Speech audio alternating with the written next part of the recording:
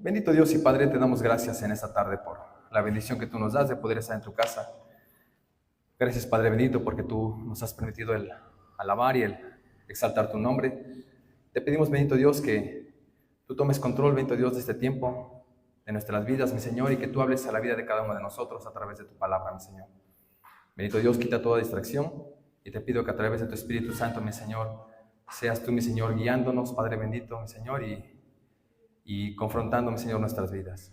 Bendito Padre, en tus manos pongo nuestras vidas y todo te lo pido y te doy gracias en el nombre de tu Hijo amado, nuestro Señor Jesús. Amén. Amén. Vamos a abrir nuestras Biblias en Romanos 12, versículos del 1 al 13.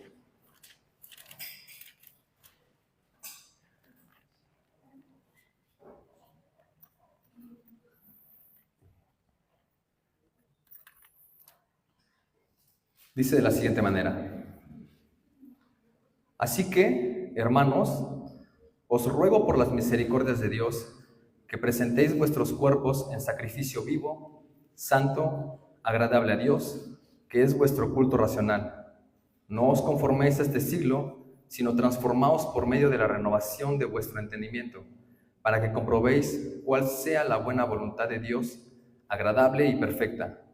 Digo pues, por la gracia que me es dada, a cada cual que está entre vosotros, que no tenga más alto concepto de sí que el que debe tener, sino que piense de sí con cordura, conforme a la medida de la fe que Dios repartió a cada uno.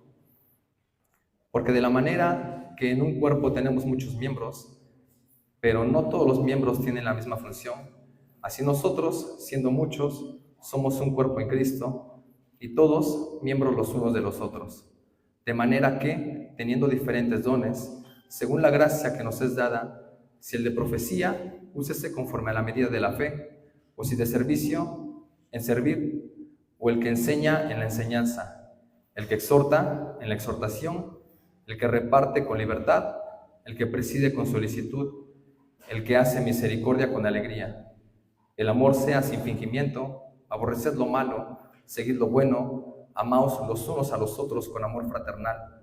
En cuanto a honra, prefiriéndoos los unos a los otros, en lo que requiere diligencia, no perezosos, fervientes en espíritu, sirviendo al Señor, gozosos en la esperanza, sufridos en la tribulación, constantes en la oración, compartiendo para las necesidades de los santos, practicando la hospitalidad. ¿Pueden tomar sus asientos?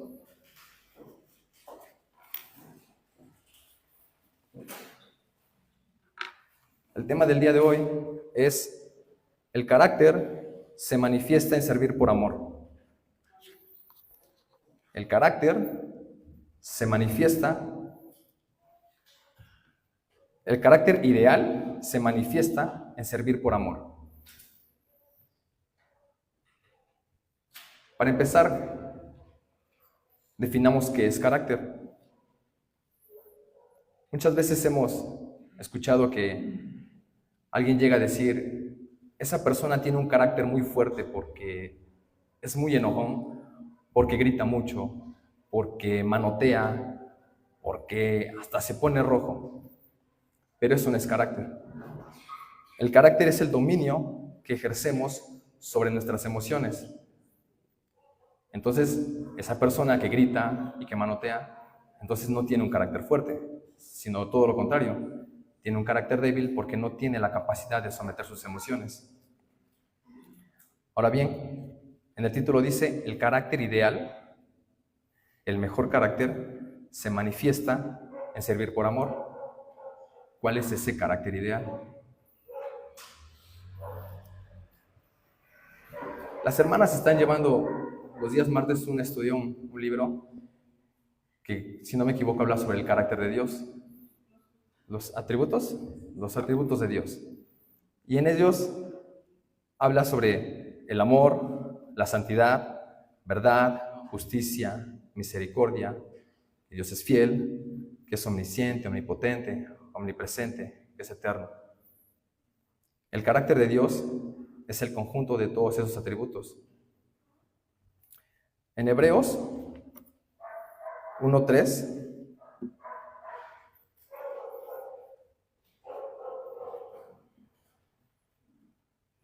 Si alguien lo encuentra, ¿le puede dar lectura, por favor?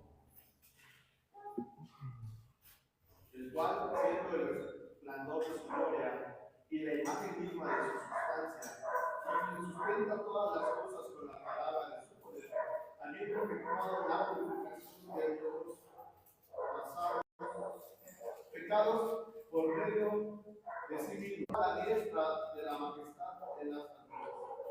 Amén. Dice en otra versión, el Hijo irradia la gloria de Dios y expresa el carácter mismo de Dios. Eso es en la Nueva Traducción Viviente. Entonces, el Hijo, Cristo, Él manifiesta el carácter de su Padre. Jesús es el mayor ejemplo que tenemos de servicio. Él, en los años que ejerció su ministerio, Él siempre sirvió a las personas y Él siempre lo hizo con amor. Él enseñó, capacitó, sanó enfermos, echó fuera demonios y todo lo hizo con amor. Nunca reprochó nada, nunca hizo nada esperando recibir algo a cambio. Nunca dijo, acuérdate que ayer yo te ayudé. Nunca echó nada en cara. Él siempre lo hizo con amor. Y ese es el carácter que tú y yo debemos de reflejar. Un servicio por amor.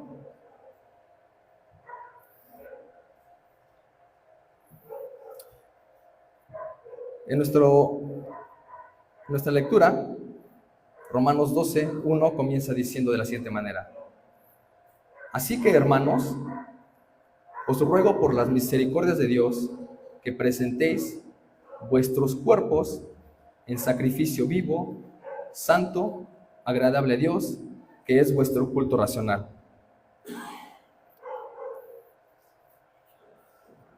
Hermanos, os ruego por las misericordias de Dios.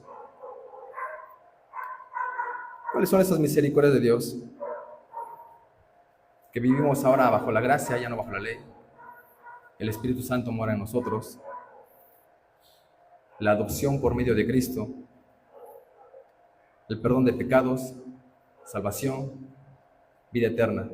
Dice, hermanos, os ruego por las misericordias de Dios que presentéis vuestros cuerpos en sacrificio vivo. ¿Quién tiene que presentar sus cuerpos en sacrificio? ¿El pastor? Qué genial sería, ¿no? Que el pastor dijera, pues yo me entrego por los hermanos de la iglesia, ¿no? Porque nos la llevaríamos más suave. Pero no. Dice que ustedes, o sea nosotros, cada uno, tiene que presentar su cuerpo en sacrificio. ¿Pero qué es un sacrificio? Un sacrificio es dejar una cosa por un bien mayor. Podría ser, tal vez, el dejar el refresco, el pan, las tortillas. ¿Para qué? Para tener una mejor salud, para bajar de peso. Tal vez en el caso de algún joven podría ser sacrificar el tiempo con algún amigo, con alguna amiga, con algún videojuego, para poder estudiar y aprobar un examen que tiene cerca. Es sacrificar una cosa para poder obtener un bien mayor. Pero en nuestra vida espiritual, ¿cuál es ese sacrificio que tenemos que hacer?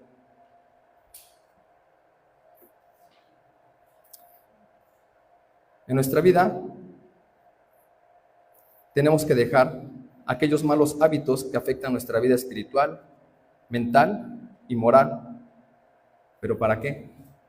Para poder presentarnos delante de Dios con manos limpias y con un corazón puro. Salmo 24, 3, 4.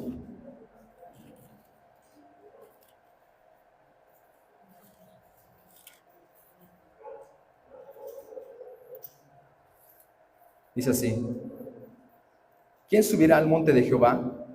¿Y quién estará en su lugar santo? El limpio de manos y puro de corazón, el que no ha elevado su alma a cosas vanas, ni jurado con engaño. Ese sacrificio que nosotros hacemos de dejar aquellas cosas que nos apartan de Dios, de ir dejando aquellas costumbres, aquel pecado pequeño, todo eso sirve para que el día de hoy nosotros nos podemos presentar delante de Dios con manos limpias. Dicen los hermanos, dice, para que nos podamos presentar con el pecho limpio, sin nada que nos puedan recriminar. Dice hacer un sacrificio, presentar vuestros cuerpos en sacrificio vivo, que es la nueva vida en Cristo, santo, que es la renovación a través del Espíritu, y agradable a Dios, que es vuestro culto racional. ¿Por qué nuestro culto racional? ¿Alguna vez les ha tocado estar junto a una persona y escuchar que está canta y canta y canta y canta alguna canción, la que sea? Y de momento le dicen, ¿te gusta? Sí, está muy padre, está muy bonita. Pero ya te das cuenta de qué habla. Pues no, pues me gusta la tonadita y la musiquita, pero no sé ni de qué habla. Oye, pues es que la letra pues está fea. No, nunca le presto atención a la letra, yo nada más la canto porque suena bonito, o porque todos los demás la escuchan. Cantan sin razonar. Tú y yo no tenemos que hacer las cosas sin razonar. No tenemos que andar por la vida y decir, no, es que eso no lo hago. ¿Por qué no lo haces? Pues es que el pastor dice que no lo hagamos. ¿Pero por qué? Pues no sé. Si dice que no lo hagamos, pues no lo hago. No, pues es que pues ahí dice en la Biblia que no se hace. ¿Pero por qué no se hace? Pues no sé, ahí dice. Pues, si lo dice la Biblia, pues es verdad, ¿no? Tenemos que razonar todo lo que hacemos, todo lo que decimos, la forma en la que nos comportamos. Tiene que haber un razonamiento para que el día de mañana, cuando nos digan, oye, ¿por qué eso no? Ah, por esto, por aquello, porque no me conviene, porque no me edifica, porque no es bueno para mi vida. Ah, ok. Dice más adelante, no os conforméis a este siglo.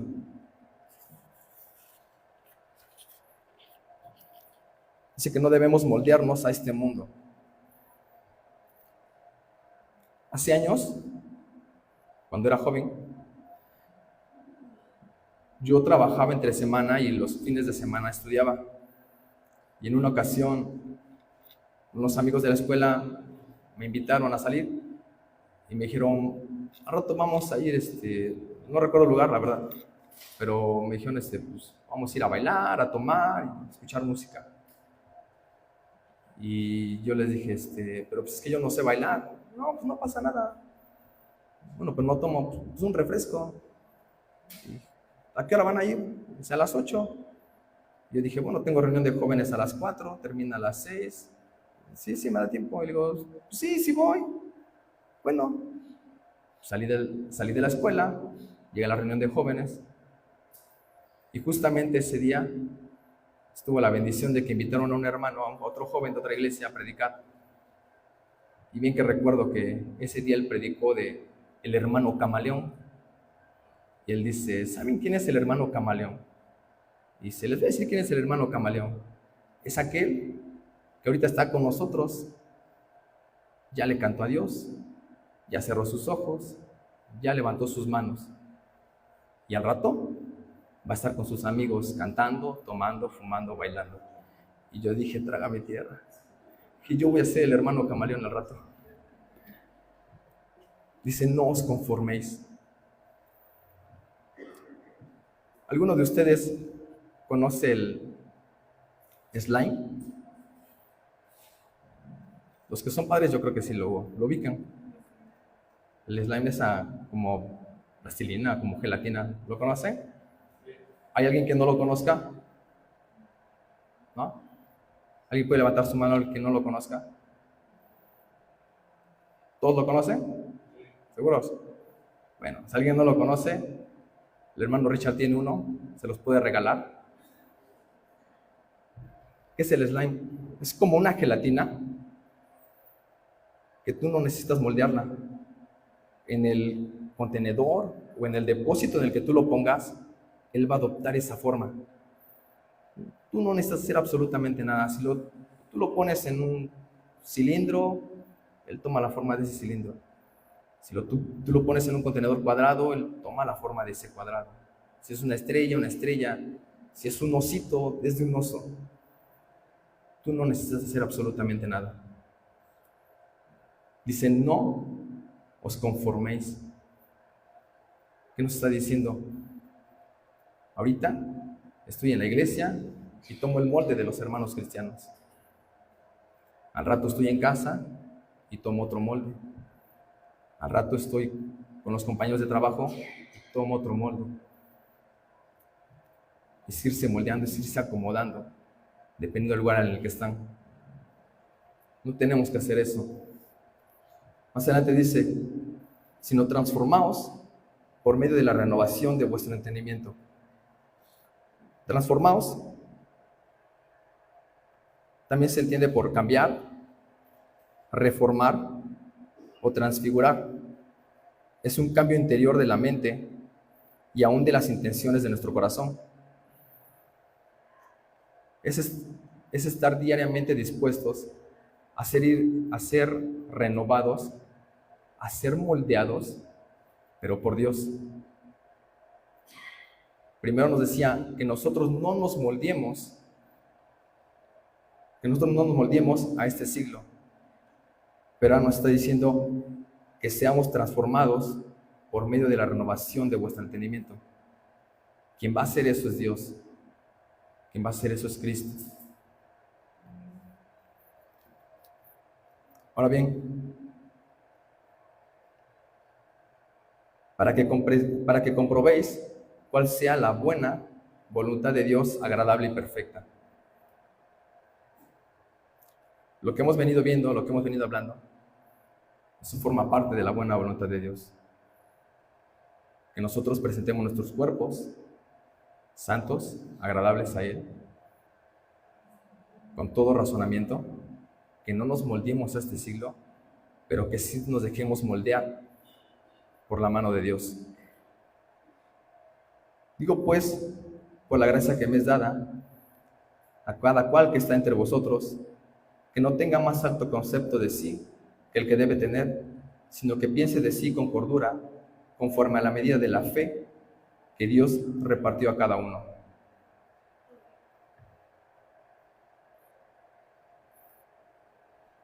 Dice en Habacuc 2:14.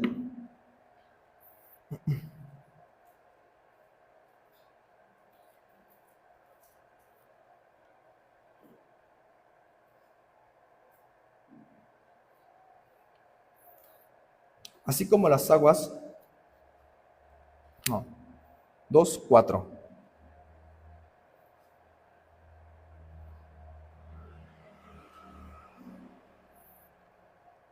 Mira a los orgullosos, confían en sí mismos y sus vidas están torcidas, pero el justo, por su fidelidad a Dios, vivirá.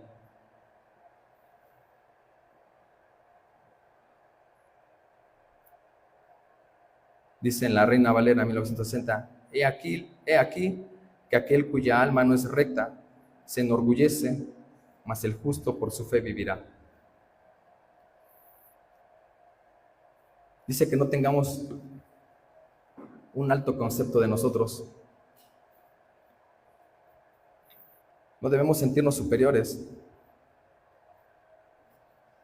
Si estamos en este lugar, no es porque hayamos sido buenos, no es porque hayamos hecho algo bien, es porque Dios así lo quiso. Es porque en sus planes perfectos, Él quería que tú y yo estuviéramos el día de hoy acá. Es porque Él quería que tú y yo lo conociéramos. No somos superiores a nadie. Más adelante, dice, porque de la manera que en un cuerpo tenemos muchos miembros, pero no todos los miembros tienen la misma función. Versículo 5, así nosotros, siendo muchos, somos un cuerpo en Cristo y todos miembros los unos de los otros. Aquí Pablo toma de ejemplo un cuerpo y dice que en el cuerpo hay muchos miembros y todos los miembros tienen una función en especial, una función en específico. Y que de igual manera, en el cuerpo de Cristo, aunque seamos muchos, cada uno de nosotros tenemos una función en específico. Todos hemos sido puestos en un lugar para realizar una función, para realizar un trabajo. Es una reflexión que hace muchos años se hizo una junta y cada órgano y cada parte del cuerpo comenzaban a platicar y a decir quién era el más importante. Entonces dice que las manos dijeron, pues, la parte más importante del cuerpo somos nosotros, porque somos nosotros los que tomamos los alimentos para que el cuerpo pueda tener energías. Y entonces la boca le dice, bueno, si es así, entonces el más importante soy yo, porque soy yo quien las mastica, soy yo quien tritura sus alimentos y después los come. Y entonces dicen que el estómago dice, bueno, pero de nada sirve que tú lo comas si yo no lo digiero. Si yo no lo digiero, de nada sirve que ustedes hagan eso. Entonces el más importante en el cuerpo soy yo. Y el hígado le responde, sí, pero soy yo el que absorbe los nutrientes.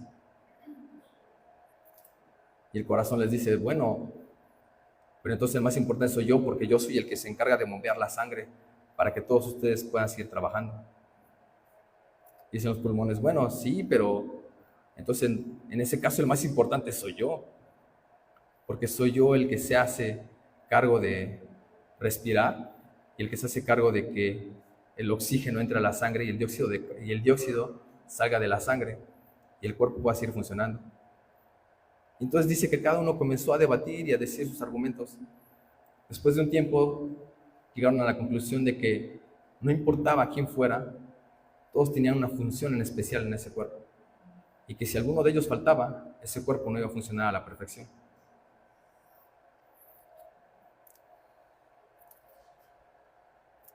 Pero dice en este versículo, en el versículo 5 dice, así nosotros, siendo muchos, somos un cuerpo en Cristo. Cristo es la cabeza, Cristo es el cerebro. Yo pensaba que cuando alguien comenzaba a morir, el último órgano en dejar de funcionar era el cerebro. Pero poniéndome a leer, encontré que dice que hay estudios que dicen que no, que el cerebro es el primer órgano en dejar de funcionar. Dice que el cerebro deja de funcionar y después todos los demás órganos comienzan a morir. ¿Por qué? Porque el cerebro deja de mandarles las señales y deja de decir al pulmón cuántas veces tiene que latir y con qué fuerza lo tiene que hacer, porque el cerebro le deja decir al corazón que tiene que estar latiendo esa sangre, que tiene que estar bombeando esa sangre.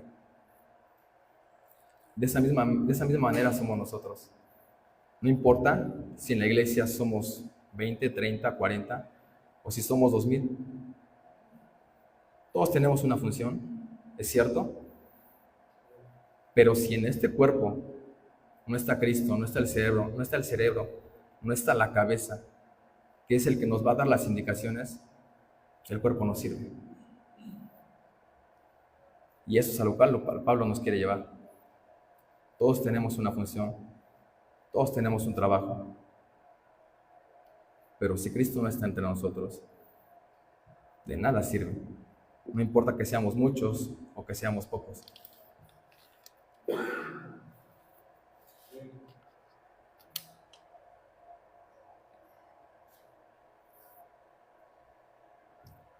Colosenses 1:18.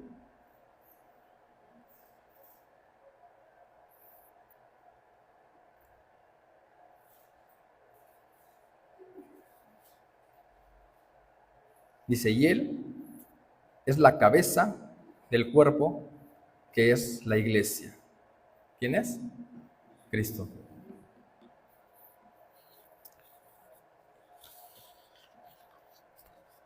Más adelante dice,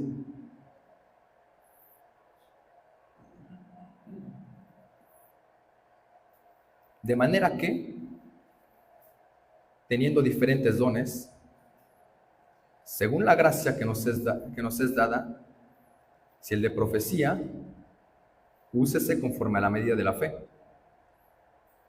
o si de servicio, en servir, o el que enseña, en la enseñanza, el que exhorta, en la exhortación, el que reparte, con libertad, el que preside con solicitud y el que hace misericordia con alegría.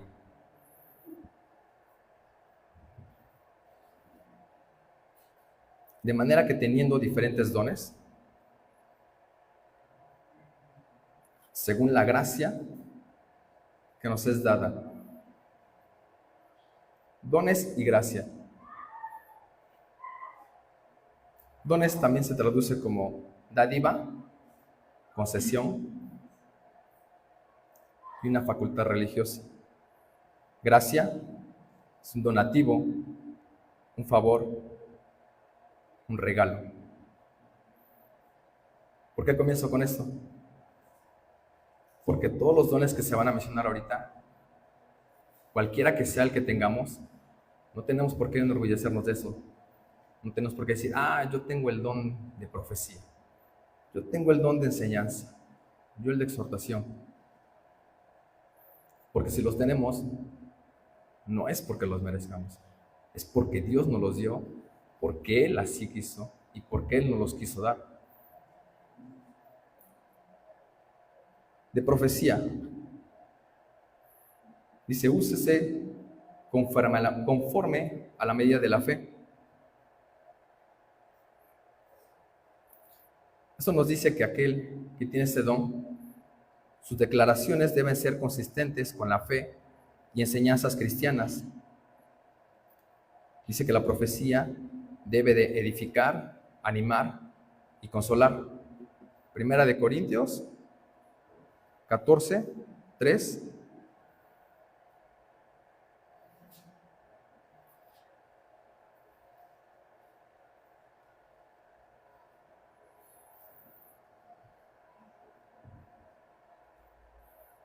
Dice, pero el que profetiza habla a los hombres para edificación, exhortación y consolación. Aquel que profetiza, ese es su trabajo. Dice que tiene que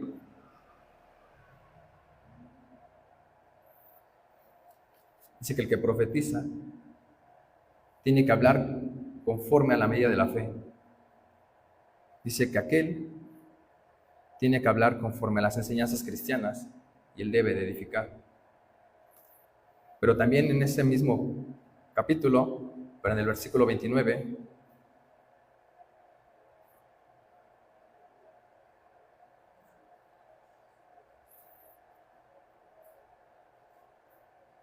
dice, asimismo los profetas hablen 2 o 3 y los demás juzguen. Aquel que habla con profecía lo va a hacer, pero nosotros tenemos que escuchar y juzgar lo que él está diciendo.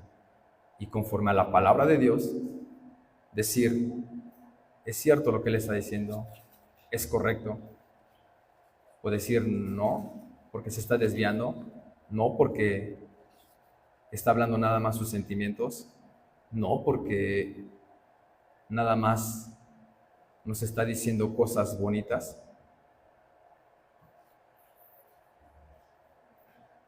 El otro dice, o si de servicio, en servir. Servir viene de una palabra griega que es diaconía, se refiere a un servicio ministerial. Pueden buscar 1 Timoteo 3:8.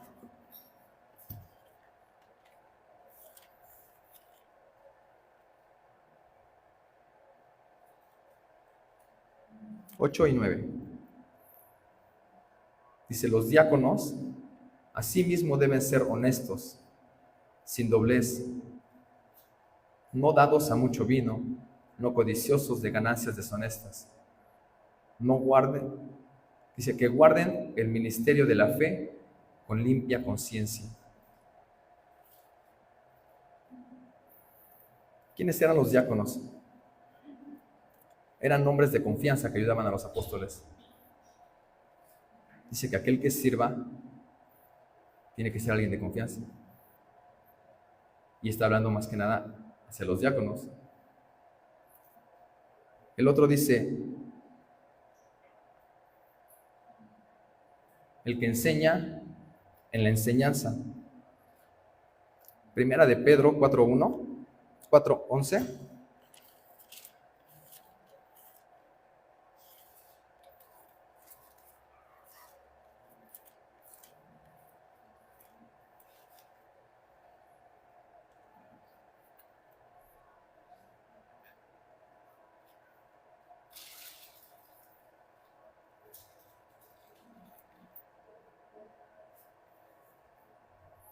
Dice, si alguno habla, hable conforme a las palabras de Dios.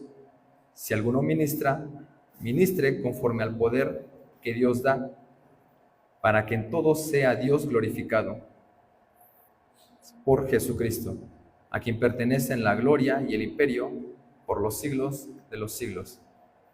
Dice que aquel que enseña, lo mismo que aquel que profetiza, tiene que ir basado a la palabra de Dios.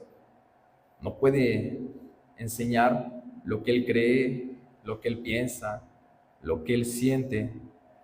Aquel que enseña tiene que ser totalmente bíblico. Es el que exhorta en la exhortación. El que exhorta es imploración, confortar o animar. La vez pasada hablábamos que aquella persona que exhorta no solamente tiene que hablarle a la persona y decirle, es que tú eres esto, es que tú eres aquello, y no tiene que humillarlo, sino que tiene que confrontarlo con su pecado, pero hacerlo con amor. Tiene que hacerlo de tal manera de decirle, sí estás mal, pero puedes ir adelante, porque Dios te va a ayudar, porque Cristo está contigo. Tiene que hacerlo de una forma empática. Muchas veces le decimos a la persona, sí, sí te está yendo mal, te entiendo, te entiendo. Pero ni siquiera nos ponemos en su lugar, o ni siquiera estamos viendo realmente la situación por la cual él está pasando. Dice, el que reparte con libertad. Aquí repartir habla de una persona que es dadivosa. Dice que Dios ha puesto a estas personas para poder proveerle a su cuerpo de lo necesario. Y esta persona no necesariamente tiene que valerse de una buena economía para poder hacerlo. Si vamos a 2 de Corintios,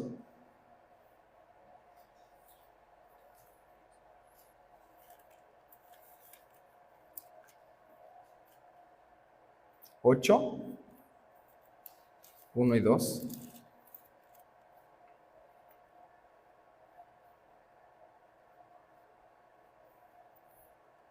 Asimismo, hermanos, os hacemos saber la gracia de Dios que se ha dado a las iglesias de Macedonia, que en grande prueba de tribulación, la abundancia de su gozo y su profunda pobreza abundaron en riquezas de su generosidad.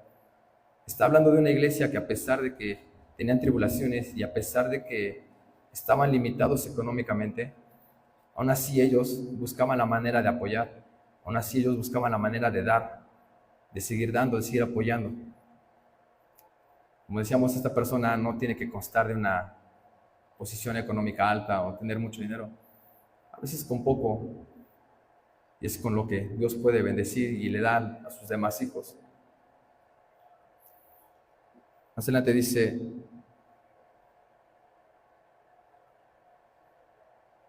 el que reparte con libertad, el que preside con solicitud. Eso es más que nada hacia los líderes. Se les pide que no se desanimen a pesar de la dificultad y del peso de sus tareas. Aquel que preside, aquel que dirige, que lo haga con solicitud. No se desanime, que siga adelante. ¿Es difícil? Sí, pero es Dios quien está con ustedes. Es Dios quien nos va ayudando. Y dice, el que hace misericordia con alegría, ya que un rostro misericordioso sirve de aliento a aquel que sufre. Pero ahora bien, mencionó siete dones. ¿En cuál de ellos te ubicas tú? Si el día de hoy yo les preguntara, o si el día de hoy ustedes fueran el pastor de esta iglesia, ¿qué es lo primero que harían? Tal vez podrían decir, bueno, lo que yo haría sería dar a los hermanos una enseñanza o un estudio muy profundo de las Escrituras para irles enseñando. Entonces probablemente tu ministerio podría ser el de enseñanza. Tal vez podrías decir, bueno, con todo lo que hemos estado aprendiendo, yo quisiera hablarle a los hermanos y animarles para que salgamos a predicar, para que hagamos esto, para que hagamos aquello. Entonces tal vez tu ministerio podría ser la exhortación. Tal vez tú podrías decir, bueno, yo quisiera apoyar a los hermanos que yo veo que sufren de alguna escasez. Entonces, tal vez tu ministerio podría ser el de repartir. Dios nos ha puesto a todos con un don. Lo importante es desarrollarlo. Ahora bien, muchas veces también en nuestra vida cotidiana podemos ver y podemos darnos cuenta de cuál es ese don y cuál es aquello con lo cual podemos servir a Dios. Tal vez puedes decir, bueno, es que yo no tengo una buena voz, tal vez yo no sé tocar algún instrumento, pero sí sabes hacer otras cosas. O tal vez en aquellas cosas en las cuales no sabemos hacer, también podemos decir, bueno, mejor en esto ni siquiera yo me meto. Yo, por ejemplo, yo no serviría para administrar.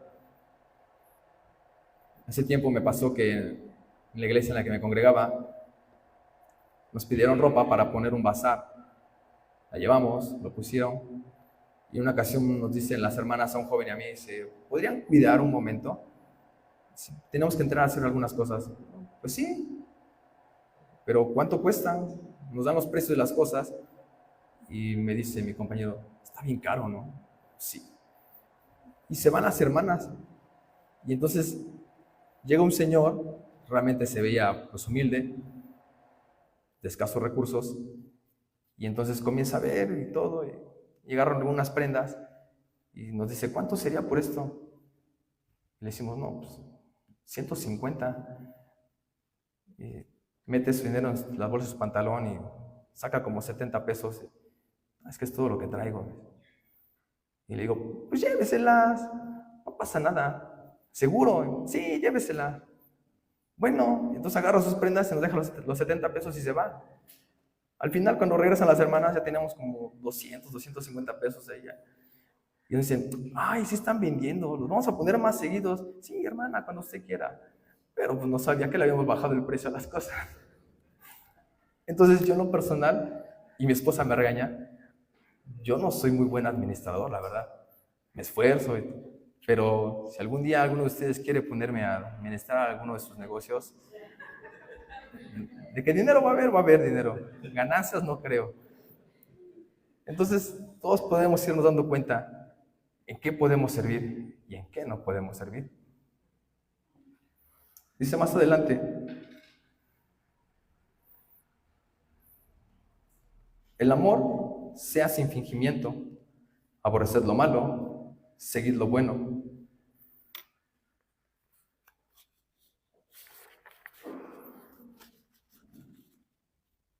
Dice que nuestro amor debe ser sin fingimiento, debe ser sin hipocresía y debe de ser sincero. No tenemos por qué acercarnos a la persona con una doble intención. Y tal vez decir, no, hermano, yo te apoyo, mira. Pero tal vez nada más queremos saber el chisme, ¿no? Tiene que ser sin fingimiento, tiene que ser realmente un amor sincero, realmente sintiendo lo que él está sintiendo, por lo cual él está pasando.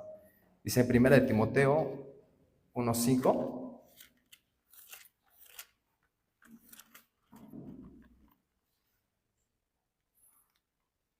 Pues el propósito de este mandamiento es el amor nacido de un corazón limpio y de buena conciencia y de fe no fingida. Nosotros tenemos que hacer las cosas con una limpia conciencia y tenemos que hacer las cosas sin una fe, con una fe no fingida. En versículo 10, amaos los unos a los otros con amor fraternal, en cuanto a honra, prefiriéndoos los unos a los otros. A lo largo de la Biblia podemos ver las enseñanzas en la cual nos dicen que debemos amar a nuestro prójimo, que debemos amar al hermano, amar a nuestra esposa, a nuestro esposo, y amar aún a nuestros enemigos. Pero dice, prefiriéndoos,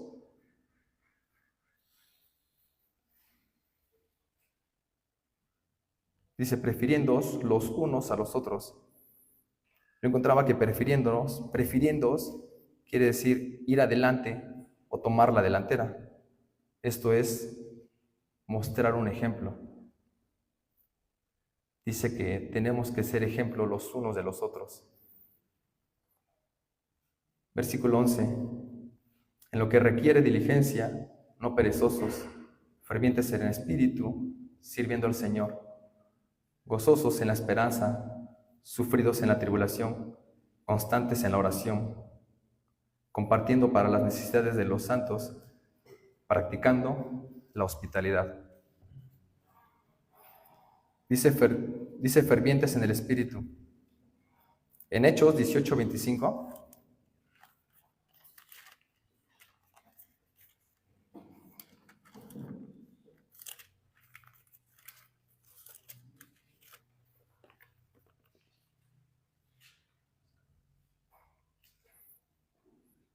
dice, este había sido instruido en el camino del Señor y siendo de espíritu fervoroso, hablaba y enseñaba diligentemente.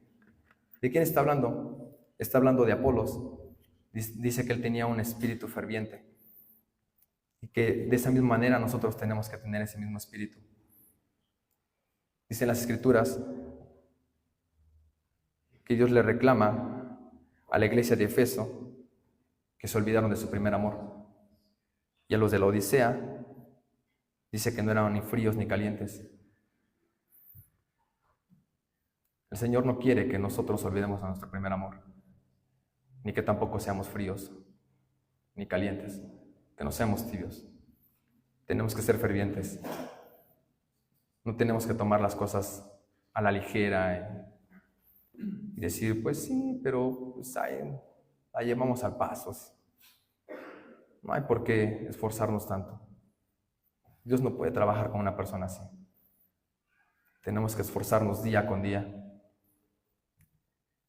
Dice, gozosos en la esperanza, sufridos en la tribulación, constantes en la oración, compartiendo para las necesidades de los santos y practicando la hospitalidad.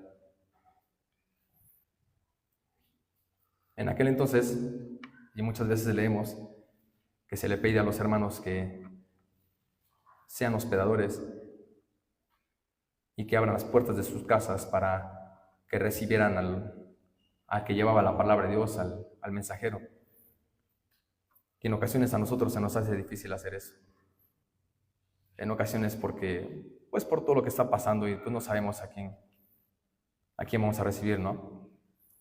Pero si en algún momento tenemos esa oportunidad, pues confiemos en que es Dios el que Él nos va a cuidar y el que Él va a llevar a esa persona y va a ser de bendición para Él. Hermanos, nuestro título era o es el carácter ideal, se manifiesta en servir por amor. Yo no sé cuál es el don que Dios te ha dado a ti, pero sea cual sea, tenemos que ponerlo a su servicio. ¿Por qué? Porque como lo vimos aquí, dice que todos formamos parte de este cuerpo y todos somos útiles. Tal vez podamos decir, ¿pero en qué puedo servir? Cantando, ya hay muchos que cantan. Pregúntenle a los hermanos que están en la alabanza si les hace falta un poco de ayuda, si no les caería mal algunas voces extras. Tal vez al que toca, pregúntenle si no necesitan a alguien que los ayude también. Tal vez podamos decir, bueno, es que yo no lo sé hacer. Bueno, está el pastor, están los ancianos. Acérquense a ellos y les pueden decir, hermano, ¿en qué puedo servir? Yo quiero servir, ya no quiero seguir en la banca. Cuando alguno de nosotros hemos llevado a nuestros hijos tal vez a algún deporte, ¿qué preferimos? ¿Que el niño esté sentado en la banca o que esté en la cancha jugando? Preferimos que juegue, aunque se equivoque, pero que juegue, va a seguir aprendiendo. Dios nos llamó y no nos quiere ver en la banca. Él nos quiere ver adentro, nos quiere ver trabajando, y nos quiere ver sirviéndole. Y todo lo que hagamos, hacerlo con amor. Bueno, pues, esto es la palabra que el día de hoy tiene Dios para nosotros. No nos olvidemos de que, sin importar pues el trabajo que desempeñemos o que lleguemos a desempeñar más adelante, siempre va a ser importante. No pensemos que es menor o que no importa o que no vale la pena. Todos somos parte de ese cuerpo y todos necesitamos unos del otro. ¿Eh? Demos gracias, hermano.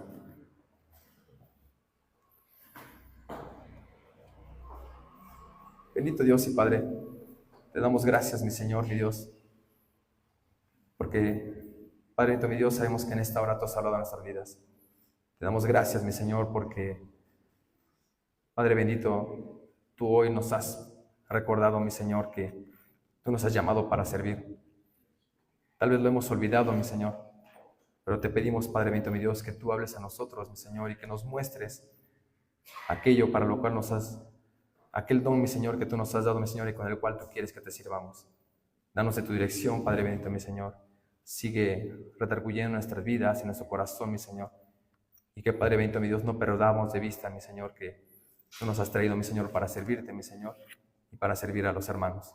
Entonces, bendito, te damos gracias y todo te lo pedimos y damos en el nombre de tu Hijo amado, nuestro Señor Jesús. Amén.